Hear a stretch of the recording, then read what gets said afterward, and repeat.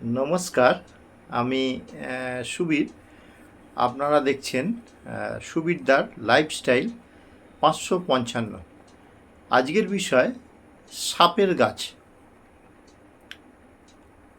সাপের গাছ বলতে আমরা সাধারণত এটা ইংরাজিতে বলে থাকি স্নেক প্ল্যান্ট। ঠিক আছে? সাপের গাছ কেন বলা হয়? গাছের পাতাগুলো সাপ ফোঁড়া তুলে থাকলে যেরকম হয় না, ওইরকম ধরনের হয়ে থাকে, একটু সবুজ, আর সাইডে হচ্ছে বিট দেয়া। ঠিক আছে? এরম ধরনের। তা একে ইংরাজিতে স্নেক প্ল্যান্ট বলা হয়, আর বাংলায় সাপের গাছ বলা হয়। এই গাছটা বাস্তুমতে ঘরে রাখা যায়। দেখুন, জেসে গাছ কিন্তু ঘরে রাখা যায় না। এই গাছটা চোখ কান বুজে ঘরে রাখবেন।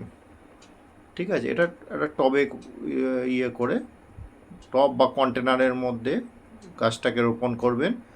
একটু বাইরের রোদ ছাওয়াতে রেখে দেবেন। রোদ ছাওয়াতে আস্তে আস্তে দেখবেন গাছটা বড় হচ্ছে। একে একটু যত্ন করবেন। গাছটা একটু বড় হবে যখন, তখনই আপনারা এটাকে বাড়ির ভেতরে, হ্যাঁ, এটা ঘরে রাখতে পারবেন বা বাড়ির বারান্দায় রাখতে পারবেন।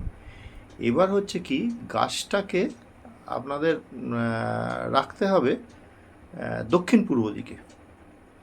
কেন না, এটি দক্ষিণ পূর্ব দিকের জন্য একদম উপযুক্ত। ঠিক আছে? দক্ষিণ পূর্ব দিকে রাখলে পরে কি হবে, হ্যাঁ, বাড়িতে মানে ওই ঘরটাতে যারা যারা থাকে, সেই ঘরে একটা ইতিবাচক প্রবাহ তৈরি করে। হ্যাঁ, মানে পজিটিভ এনার্জি সৃষ্টি করে। পজিটিভ এনার্জি সৃষ্টি করার ফলে কি হয়, গাছটা আপনাদের তো উপকারী লাগবে। প্লাস হচ্ছে কি, গাছটা রাত্রিবেলা অক্সিজেন ছাড়ে। ঠিক আছে? অন্যান্য গাছ কিন্তু রাত্রিবেলা কার্বন ডাইঅক্সাইড ছাড়ে, কিন্তু এই গাছটা হচ্ছে রাত্রিবেলা অক্সিজেন ছাড়ে।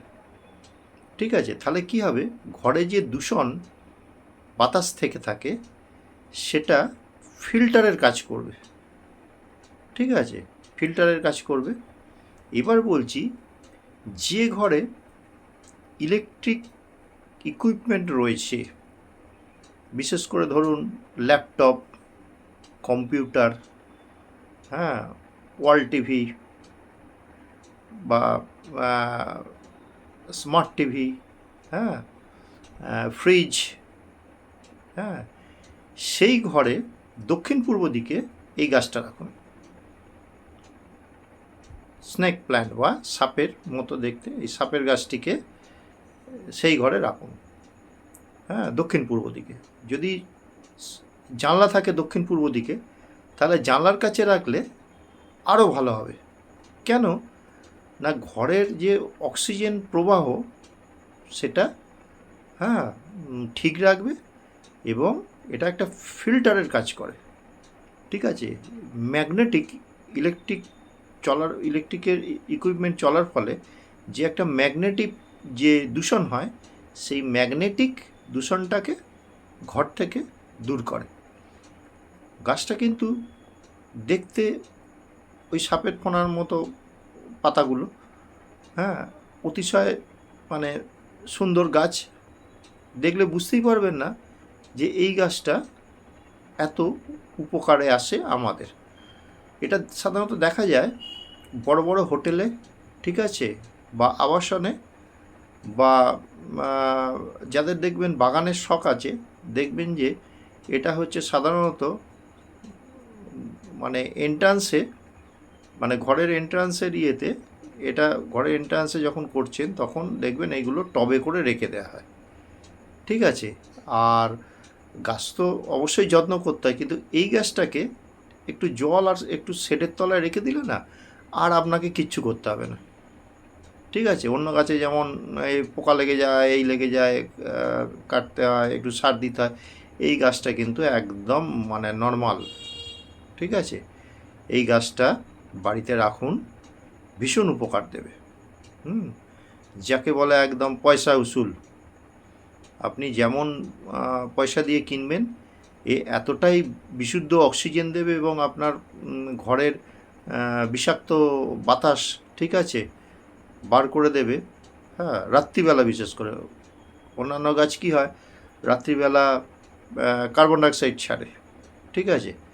কিন্তু এই ওই বলে যে গাছের তলায় শুতে নেই কেন বলে অনেক সময়, যে গাছ রাত্রিবেলা, দিনের বেলা সালোক সংশ্লেষ করে অক্সিজেন ছাড়ে, আর রাত্রিবেলা গাছ কী করে, কার্বন ডাইঅক্সাইড ছাড়ে, ঠিক আছে।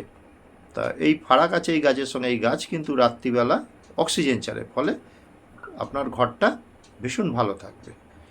তা এই কারণে বাস্তুমতে, হ্যাঁ, সাপের গাছ বা স্নেক প্ল্যান্টকে, হ্যাঁ, ঘরের দক্ষিণ পূর্ব দিকে রাখতে হয়, ঠিক আছে। একটা টবে বা কন্টেনারে করে গাছটা করুন, করে রাখুন, দেখবেন অনেক ভালো থাকবে, ঠিক আছে।